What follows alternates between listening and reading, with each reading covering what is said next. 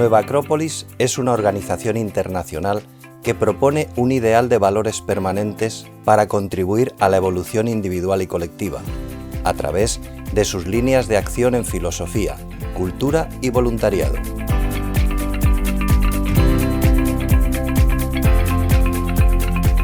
Nueva Acrópolis está presente en 60 países en los 5 continentes y mantiene abiertas más de 400 sedes. Su acción en el mundo se basa en 3 ideales fundacionales. El ideal de la fraternidad universal, promoviendo el respeto a la dignidad humana, más allá de las diferencias de sexo, culturales, religiosas o sociales. El ideal del conocimiento, fomentando el amor a la sabiduría, a través del estudio comparado de filosofías, religiones, ciencias y artes. El ideal del desarrollo, comenzando por la realización de las mejores cualidades y valores de cada ser humano, como base sólida para un mundo mejor. El presidente de Nueva Acrópolis, Carlos Adelantado, nos explica los caminos hacia esos ideales comunes.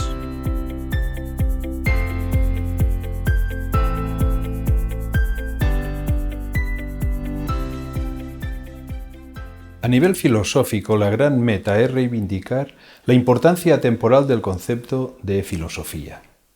Hoy es una palabra infravalorada y olvidada en el cajón de lo que resulta incluso un poco molesto.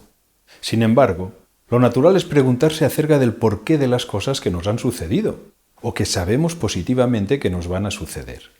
Desde este punto de vista, la filosofía es una herramienta necesaria para dar a la existencia un sentido coherente y para tomar conciencia del verdadero protagonismo que cada ser humano puede asumir en relación a su propia vida.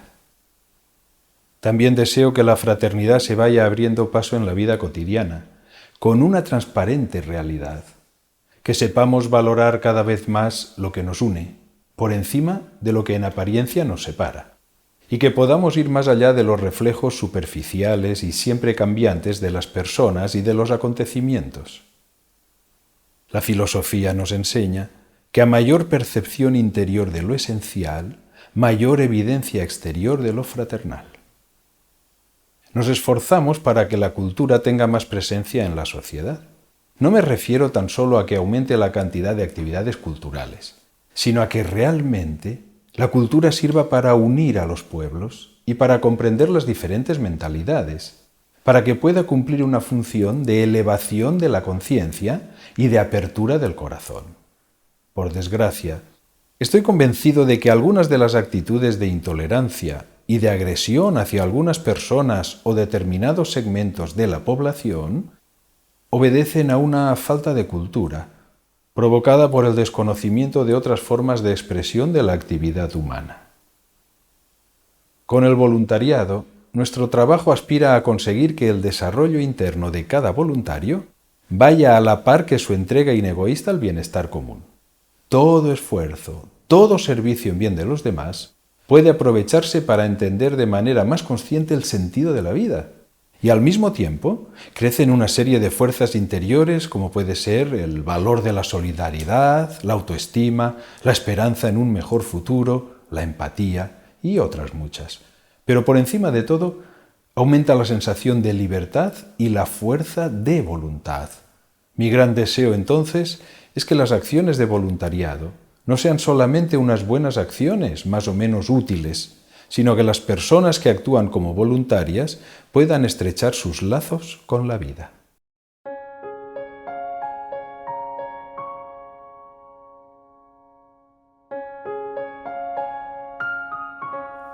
A nivel personal estoy muy satisfecho, pues ha quedado demostrado que la aplicación de la filosofía ayuda a enfrentarse con los miedos y la incertidumbre.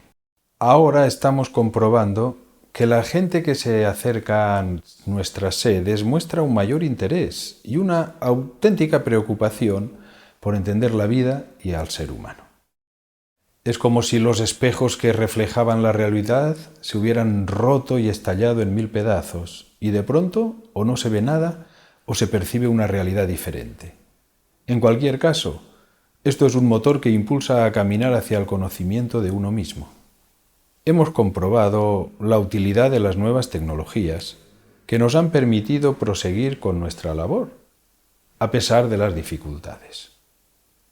No obstante, también ha quedado claro que nada puede reemplazar la calidad del contacto personal. No en vano, la práctica de la filosofía siempre se dio en la antigüedad, en escuelas, en agrupaciones, donde el uso del diálogo como herramienta pedagógica era fundamental, y el reto de alcanzar una armónica convivencia era aceptado por todos.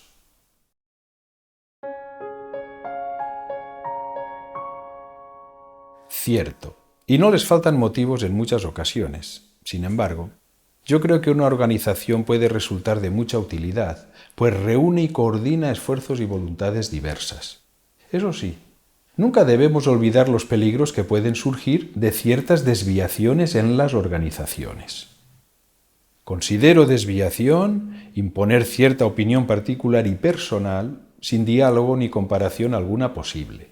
Apartarse de los fines y principios para los que fue constituida y aprovecharse de su funcionamiento para conseguir renombre y prestigio social. Algo que considero muy positivo es la gran cantidad de personas que han formado parte de Nueva Acrópolis a lo largo del tiempo. Cada año se benefician de nuestros cursos de filosofía, actividades culturales o acciones de voluntariado miles de personas. Unas se incorporan a nuestra organización, otras prefieren colaborar esporádicamente y otras, en fin, no desean adherirse. Pero todas estas personas han comprobado nuestros esfuerzos en favor de una sociedad mejor.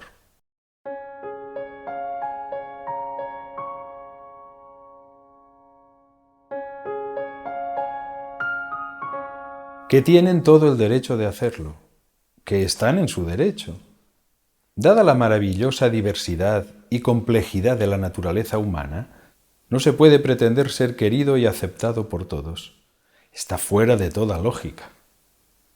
Yo creo, además, que la crítica puede ser muy constructiva si se consigue desligarla de la malicia y de la carga negativa que muchas veces arrastra.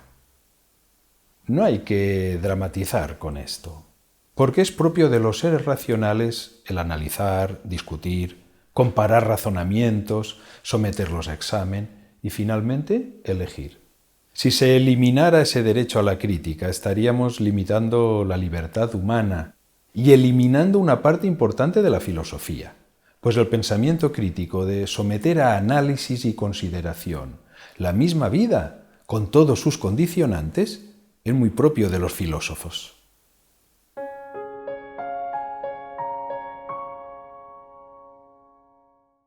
Ciertamente hay que trasladarse al pasado para encontrar este tipo de malentendidos. De hecho, son situaciones que, dada mi edad actual, yo no he conocido de manera directa. Pero, según mi parecer, ha sido un problema de falta de comprensión, tal vez provocado por la complejidad de esta escuela de filosofía a la manera clásica, que trata de aunar la teoría y la práctica en su plasmación, como ideal filosófico que aspira a mejorar el mundo y a los seres humanos, y que desde el principio se vio que era un movimiento capaz de extenderse a nivel internacional. Incluso muchos miembros de Nueva Acrópolis de esas primeras épocas, a los que hay que agradecer su esfuerzo y su dedicación, no entendieron muy bien las características profundas de Nueva Acrópolis.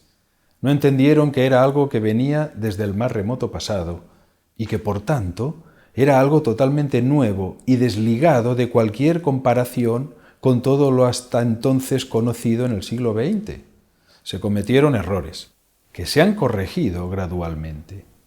Y esta actitud de autocorrección es válida ahora y en todo momento futuro, pues el espíritu de autocrítica no puede desaparecer de la vida filosófica.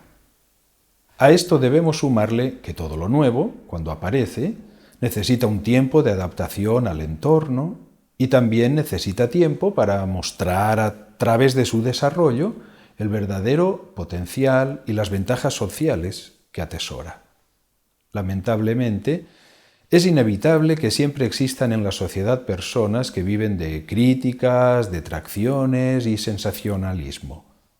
Pero de todas maneras, las reacciones ante nuestra propuesta filosófica no suponen nada nuevo para una escuela de filosofía de raíces profundas que podríamos denominar esotéricas.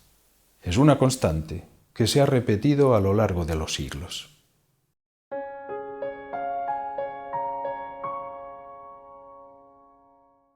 El término esotérico significa más adentro.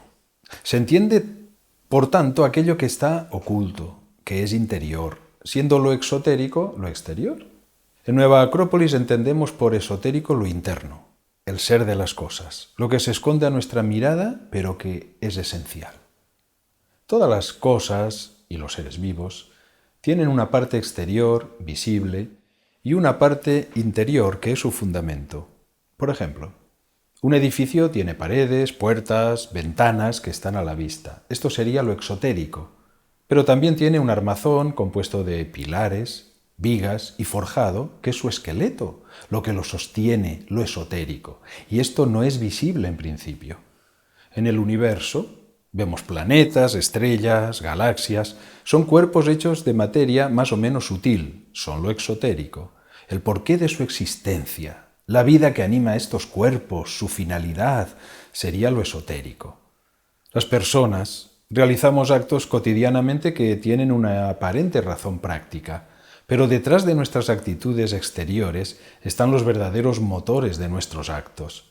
Estos motores, que son de orden metafísico, en el sentido de que van más allá de lo físico, conforman la parte esotérica de los seres humanos. Por eso hablamos en Nueva Acrópolis de filosofía de las causas, también conocida como filosofía natural o esotérica, porque nos interesa alcanzar a entender el porqué de las cosas, sus causas ocultas, que podemos percibir mediante la razón o la intuición, si conseguimos desarrollar una mayor sensibilidad y una mayor capacidad de relacionar e integrar los elementos que nos rodean.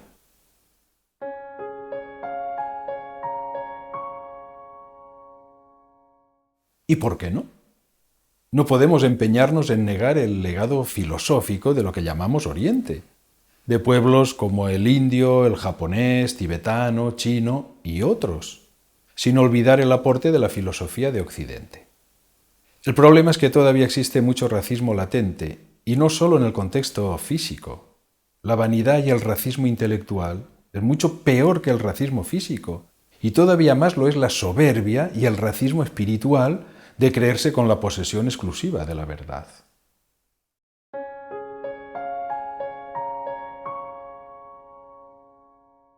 Son grupos integrados por miembros que libremente eligen dedicar tiempo y esfuerzo para apoyar directamente en el funcionamiento vital de las sedes. Son además niveles de vivencia, es decir, de experimentación interior y exterior con la puesta en práctica de conocimientos y ejercicios que pueden ayudar a avanzar por el camino de la filosofía como forma de vida, como nos recomiendan los clásicos de Oriente y Occidente. En definitiva, se trata de dar vida a las fuerzas que tenemos dentro y también de conocer y aprovechar las fuerzas de la vida. Estamos hablando de algo importante, y esto supone la existencia de ciertos requisitos en los componentes de estos grupos, como puede ser la honradez y el sentido común, por citar algunos. No todos son admitidos, y esto puede provocar una sensación de frustración en aquellos que no son aceptados y ciertas actitudes hostiles, pero es un riesgo que hay que correr.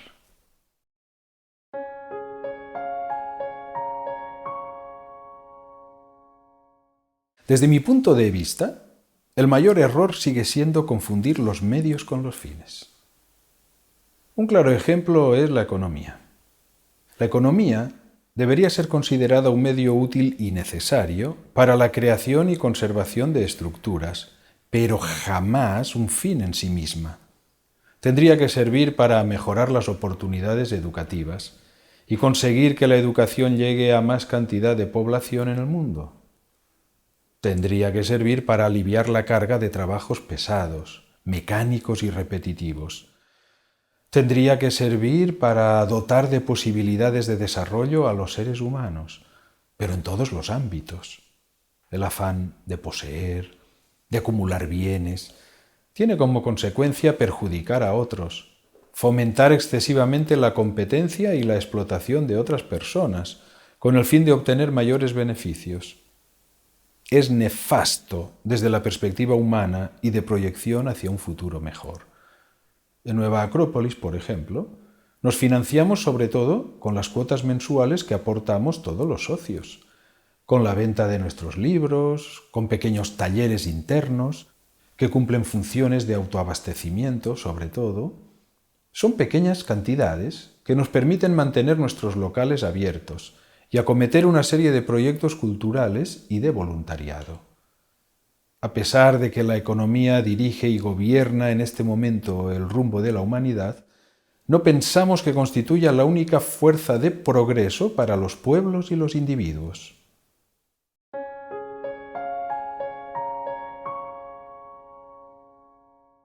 Desde hace mucho tiempo esta es la idea dominante que mueve al mundo, y es la idea que ha acabado por imponerse en el campo de la política, de la ciencia, de la economía, de la educación y también, desafortunadamente, de la moral.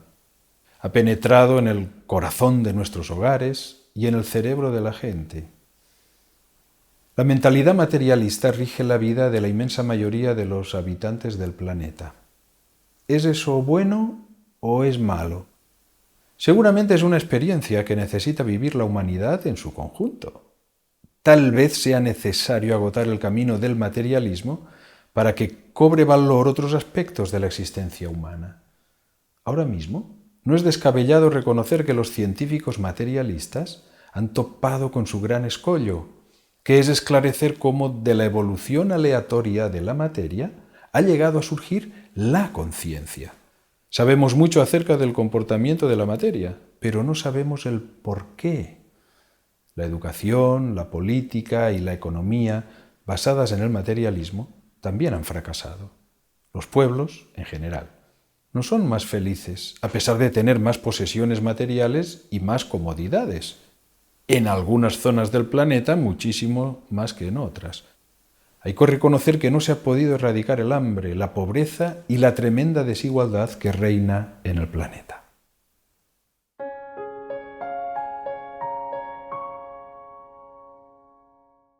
La filosofía puede conjugarse con cualquier faceta propia del ser humano.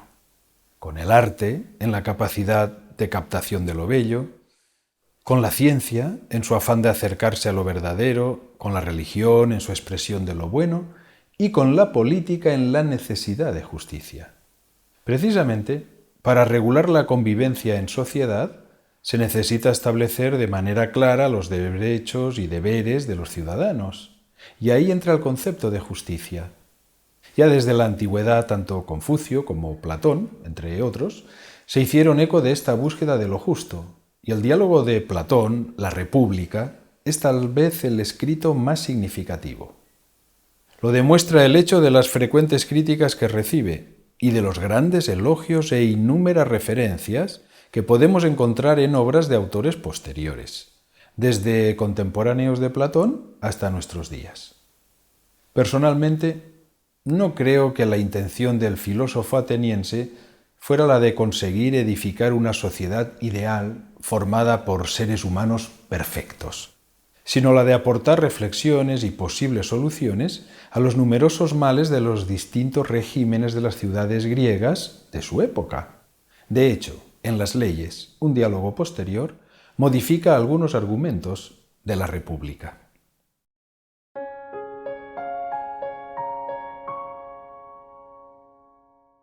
Pienso que también es justo decir que, para la gran mayoría de investigadores e intelectuales desprejuiciados, Platón adquiere la categoría de sabio.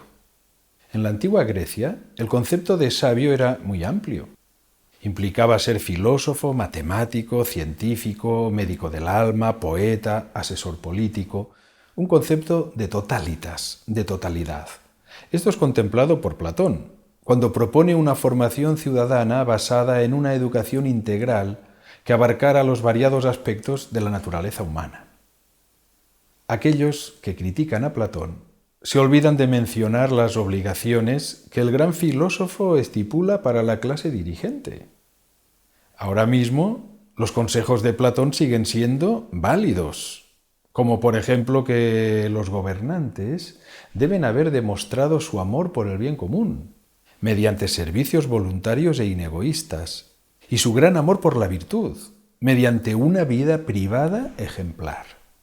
No dispondrán de bienes propios, sino de uso, es decir, no pueden enriquecerse en el desempeño de su cargo. No utilizarán la demagogia para manipular al pueblo. Antes de ser nombrados, serán puestos a prueba para verificar su suficiente capacidad moral e intelectual. El ejercicio del poder debe entenderse como un sacrificio. Y todavía hay más requisitos. ¿Qué les exigimos nosotros a nuestros políticos gobernantes? ¿Qué criterios siguen los partidos para seleccionar a sus candidatos?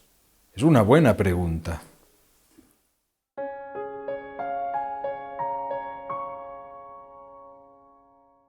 Sin ninguna duda, tal como puede mejorarse todo lo que existe sobre la faz de la Tierra.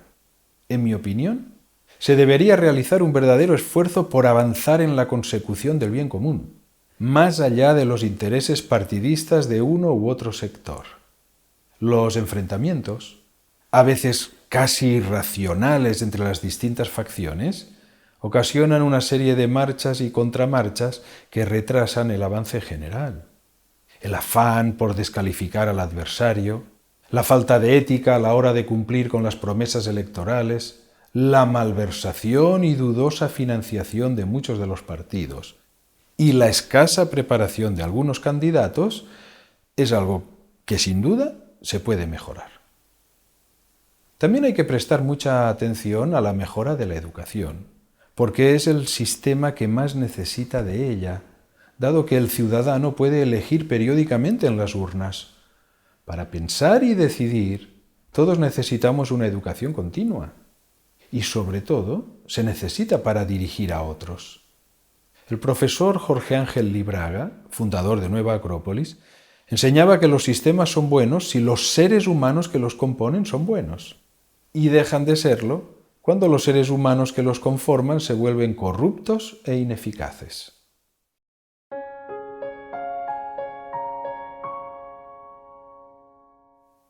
Es la misma que han tenido todas las escuelas de filosofía a lo largo del tiempo, es decir, de absoluto respeto ante las diferentes formas religiosas, pero esas formas no pueden ser impuestas ni dogmáticas. Para la mayoría de las personas, la pertenencia a una religión viene dada por el lugar geográfico en el que se ha nacido y por el entorno familiar. Pero es innegable que a medida que se desenvuelve la capacidad de introspección y de reflexión, tarde o temprano, cada individuo llega a plantearse su postura ante lo que podemos llamar lo sagrado. Esa posición la considero muy íntima y muy libre, porque interviene la mente, el corazón y la conciencia. Y creo que aún los que se confiesan ateos mantienen esa relación en su interior. A unos les servirán las formas religiosas establecidas, otros adaptarán sus propias formas religiosas, para unos será una conexión basada en elementos objetivos y para otros será un encuentro altamente subjetivo. Es un buen ejercicio de tolerancia para todos. Pero la cuestión es que nadie puede ser dueño de la espiritualidad de los demás.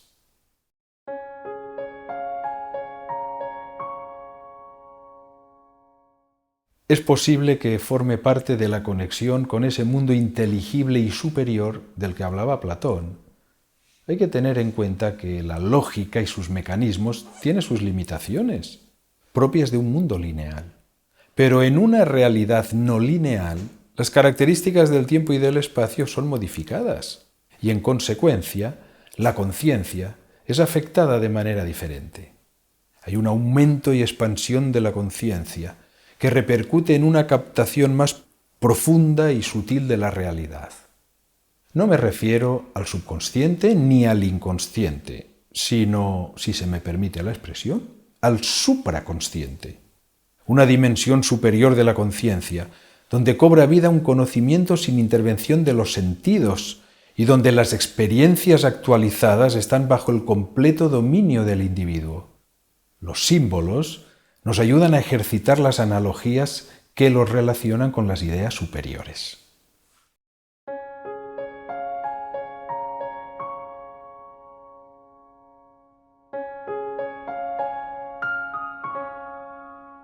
De entrada, puedo decir que parece que existe una necesidad de pertenecer a algo, y eso conlleva la utilización de anagramas, símbolos y emblemas como medio de reconocimiento.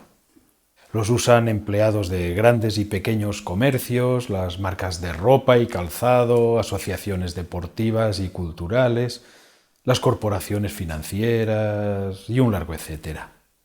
El uso de los símbolos es algo presente en todo momento y lugar. Pero también es posible que todos sepamos de manera natural e innata que necesitamos alcanzar estados elevados de conciencia, intuitivos, que nos permitan ir más allá de los límites del plano conceptual. Quizá porque el mundo simbólico conforma la gran diferencia evolutiva que distingue a los seres humanos de otros reinos.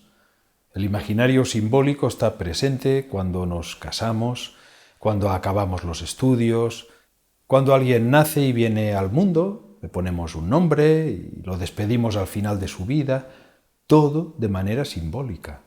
La gente lleva anillos, collares, ropas y colores, incluso los tatuajes, tan de moda hoy en día, son un acercamiento al mundo de los símbolos. Como podemos comprobar, algo tan humano como la risa y el llanto no pueden comprenderse si eliminamos su trasfondo simbólico. Hay que tomar en cuenta que hay símbolos que tienen idéntico significado en todas las civilizaciones a lo largo de la historia. La mano abierta o cerrada, la rueda como construcción y como ciclicidad, el fuego en relación a la sabiduría, el águila como mensajero, el sol como señor del cielo. Como curiosidad, me llama la atención la buena acogida que tienen entre el público las series y películas en las que los guionistas emplean este lenguaje simbólico. También en Nueva Acrópolis usamos símbolos según la actividad que estamos realizando. Deportes, voluntariado, talleres artísticos, artes marciales y filosofía propiamente dicha. En nuestra escuela de filosofía dedicamos mucho tiempo a analizar los símbolos relacionados con lo sagrado en diferentes civilizaciones. Y en nuestras celebraciones filosóficas de las estaciones del año también están presentes los símbolos relacionados con la primavera, con el verano, el otoño y el invierno.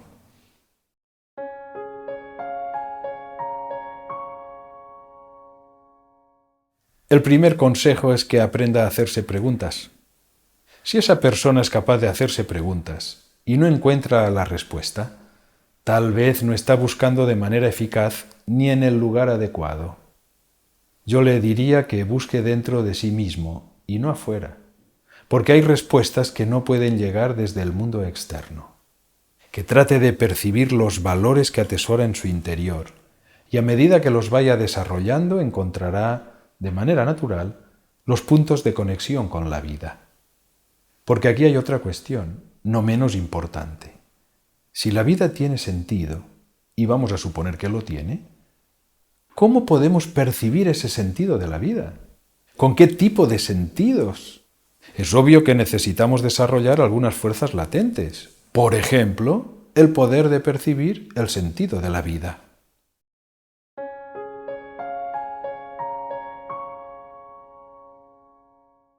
Sin duda alguna en el desarrollo de la conciencia como finalidad y en la educación como medio para alcanzarla.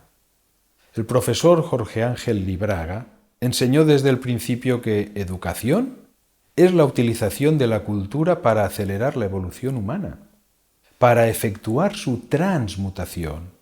Insistió en señalar que educar no es torcer o forzar naturalezas, sino liberarlas del yugo instintivo y de las estrecheces psíquicas y espirituales que las aprisionan y son causa de sufrimiento. Y esto es posible, porque todo ser humano nace con determinadas potencialidades y cualidades latentes que puede desarrollar si se le educa de la manera adecuada.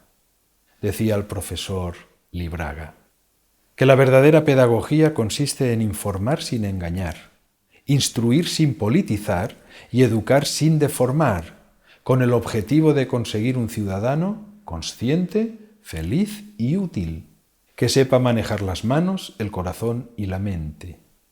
Y quizás también pueda actualizarse un elemento superior a lo estrictamente mental, como puede ser la imaginación y la intuición, para conocer el mundo donde viven los grandes ideales, las ideas arquetípicas, los más puros sueños.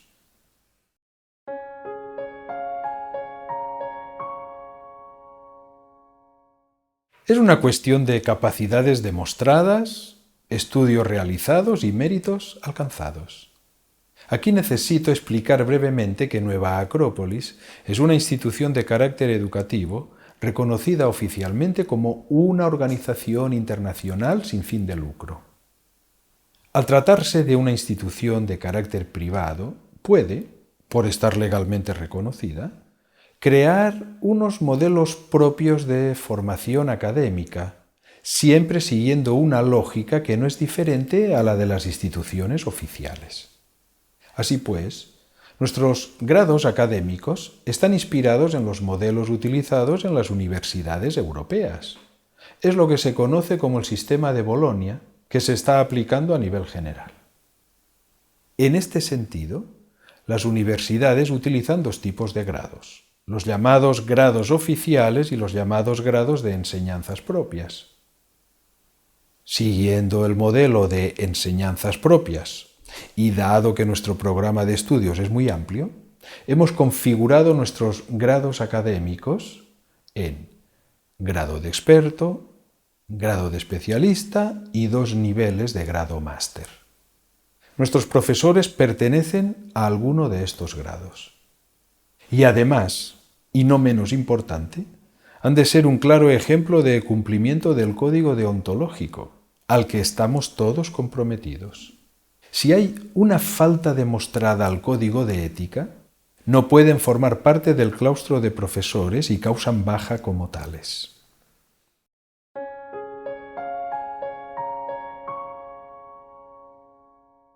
De todos los éxitos y logros que se han acumulado en los 65 años de vida de este ideal filosófico, voy a resaltar el haber conseguido que la convivencia y la fraternidad sea una realidad en miles de jóvenes de los 5 continentes, pues Nueva Acrópolis está conformada por mujeres y hombres de todas las razas, de diferentes culturas y creencias religiosas o de ninguna, de todas las condiciones sociales. Para nosotros, la categoría de ser humano está muy por encima de cualquier otra consideración sectaria. Nuestra labor proporciona conocimiento, con un enfoque ecléctico y no dogmático, y ha sido reconocida en varios países como de interés público. ¿Qué tenemos que lograr? Tenemos que encontrar la manera adecuada de ser correctamente comprendidos. Tenemos que conseguir que nuestra voz llegue a vibrar en muchos más corazones para que puedan encontrarnos todos aquellos que nos están buscando.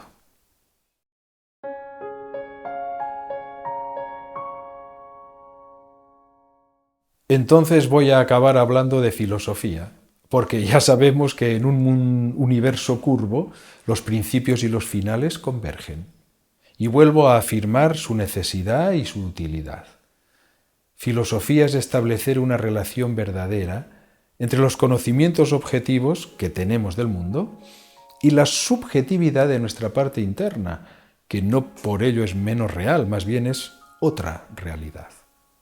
Una relación verdadera es que los actos respondan a una manera de sentir y de pensar, y ese sentir y pensar debe ser acorde a la unión y síntesis de nuestras experiencias objetivas y subjetivas, es decir, a nuestra experiencia de la vida.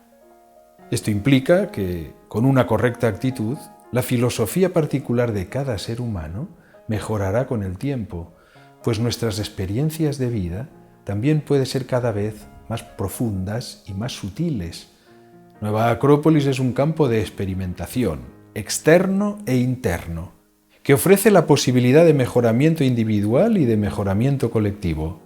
Nueva Acrópolis es un mundo pleno de posibilidades, tal como la vida misma es filosofía en acción.